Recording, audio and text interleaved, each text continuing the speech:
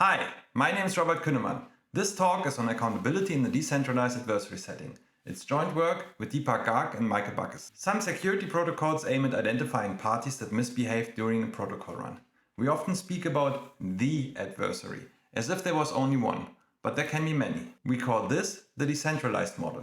To simplify the model, we often assume the worst case, where a centralized adversary controls all parties. We discuss how the choice between these settings actually makes a difference for accountability. I start by giving you a quick introduction about accountability in security protocols. Then we will talk about existing results in the centralized adversary setting before we will talk about limitations in the decentralized setting.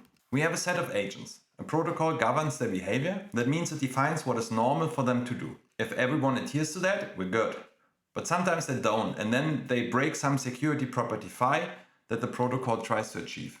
The protocol is set up to have the agents hold each other accountable for the security property phi, and in some shape that we won't define here, the protocol outcome is a verdict, which consists of several sets of parties that are blamed. Now the verdict can be used to inform some kind of punishment, but we stop there and care only for the verdict itself, not how it is used. What's our goal here? The protocol should be a mechanism that computes the correct verdict. The difficulty of the protocol design is to compute the verdict given that the parties mutually distrust each other and no party can see everything that is going on. But our focus in this talk is on what this definition of accountability implies for protocols trying to achieve accountability in that sense. In distributed systems, it's quite simple. There's a specification and everybody who steps out of line is held accountable. For security, this does not work. It's the internet. No one has a complete view of what's going on. So it's impossible to catch everybody who's stepping out of line. But even in the other direction, is it fair to capture everybody for the tiniest implementation error? This is a moral problem, sure. But even on an entirely technical level, there are so many bad implementations out there, and we would have to check for every little detail to ensure that we do punish everybody. What we want is a more coarse-grained policy, both for sound moral reasoning and to have an efficient way of computing the verdict in the protocol. We use causation. We only care for behavior that did in fact cause violations, because if you set the protocol up right, this is visible.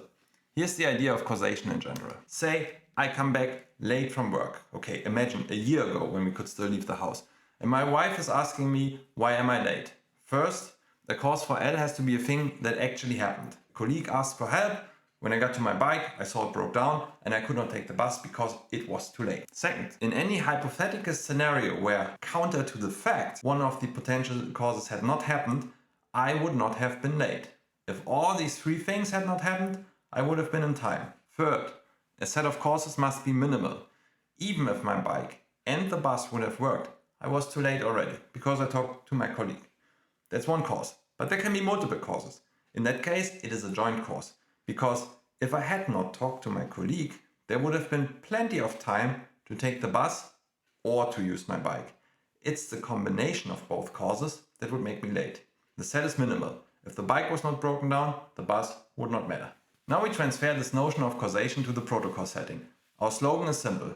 Accountability means identifying all parties causing violations of security. Say we talk about loss of authenticity, we can perform a similar reasoning if we consider the counterfactual world where only A deviated, but B and C follow the protocol. We can likewise consider a world where only B and C deviated, but not A. And this approach works well in the centralized setting. In the follow-up talk of this session, Kevin Morio will show how this can be done even if the set of parties and thus the set of potential causes is not bounded. Given a protocol and an accountability query, we can translate the latter into a set of trace properties and use the Künnemann protocol verifier to see whether the protocol manages to always compute the verdict that our definition requires it to compute. The specification language is intuitive, you can visualize the text in a GUI, and we have analyzed real-world protocols and cool academic proposals. Like most works in protocol verification, this assumes a centralized adversary. But there are limits to this setting, which is surprising. The centralized attacker is a prevalent assumption and almost always justified. The argument goes as follows. If each server would individually collude or not, they would not lose any capacity to attack by sharing all their resources. At this point, anyone can take charge of the others. It does not matter who. In the third step, we call whichever party has taken control the global attacker. This assumption is so prevalent that you cannot even make that argument in the usual protocol calculi. The attacker is built in. In universal composability, they are part of the framework. In applied Pi, all verification tools presume an evaluation context that acts as the environment. And I'm not here to criticize the assumption. It is the key to efficient reasoning and automation. It works in 99% of the cases. So instead, each party runs a program. If we are lucky, this is the default program defined by the protocol, but it can be any other. Consider now the following scenario. Our protocol is vulnerable if a certain party sends a certain message, signified by the bomb. In scenario 1, B and C run their default program, but A does not. A sends this message. In scenario 2, A runs a slightly different program. It waits for C to provoke it. Just the string go. C also deviates and indeed sends go to A, who only then mounts the attack. In scenario 2, there's only one cause, the joint cause AC.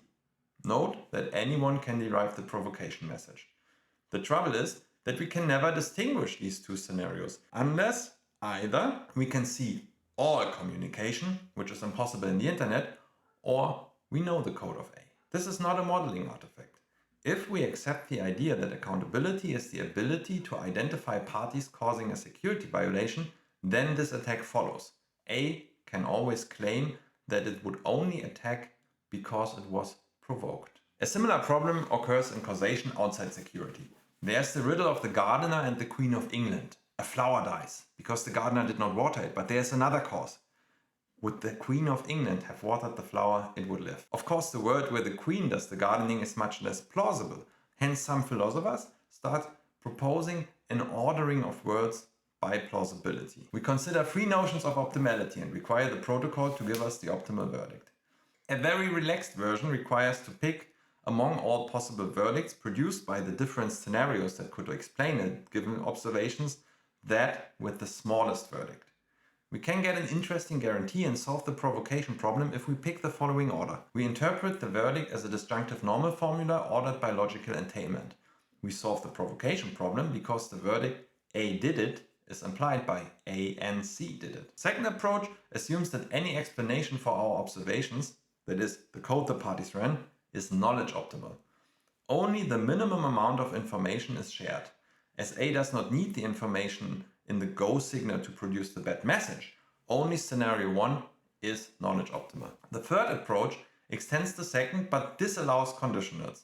Parties cannot act differently dependent on the input. The reasoning behind this is that from one run of the protocol we can never observe what would have happened if inputs were different. Programs without conditionals are therefore the simplest explanation for a given communication trace. Anything else is guesswork. Full accountability guarantees fairness. Everyone we blame did indeed cause a violation, and completeness. All causing parties are identified. The downside is that the provocation problem can occur whenever two parties can communicate in secret. This is practically always the case. If we consider verdict optimality, choosing the most specific verdict, we weaken fairness and completeness. All blamed parties deviated but did not necessarily cause the violation. For completeness, we obtain only a member of each joint cause. But this is interesting, because it still disincentivizes participation, and the party we do catch might help us find others. There is a systematic downside, however. Verdicts with intersecting elements are impossible. We cannot verify protocols that can produce verdicts of that form. When we downgrade to knowledge optimal explanations, we lose even weak completeness. There are still limits to the applicability. If we want to handle intersecting verdicts, then it must be impossible for parties to communicate indirectly. For example, when a voting server transmits a tally in the middle of the protocol, the result of the tally can be used to relay a signal. These requirements can be lifted by considering only explanations that are knowledge minimal and do not have conditionals. The most important result in our work is that this notion is equivalent to full accountability in the centralized adversary setting. So now we know what our formal analysis in the centralized setting captured. Although, admittedly, the picture looks a bit bleak when comparing to full accountability in the decentralized setting. Let us conclude.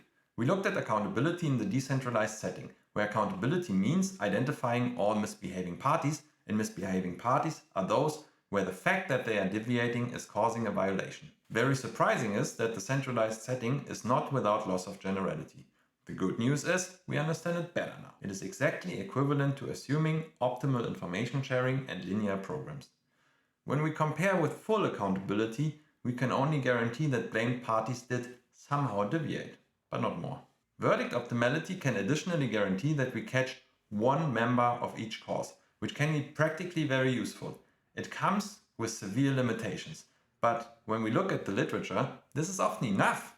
It is useful for tasks where causes are singleton, the standard task of holding a third party accountable, for example a logging authority. Note though that all separating examples between these notions, see the paper for the full details, relied on signaling behavior that is completely unrelated to the protocol. Maybe the optimality principle is adequate. At the end of the day, judges do consider the plausibility of competing explanations for the same event, an idea which occurs in law studies, philosophy of science, and causation. As accountability mechanisms can have real-world consequences, consider certificate transparency, protocols may have to meet the higher standards of a court of law someday. In that case, we have at least an idea of what we are doing now.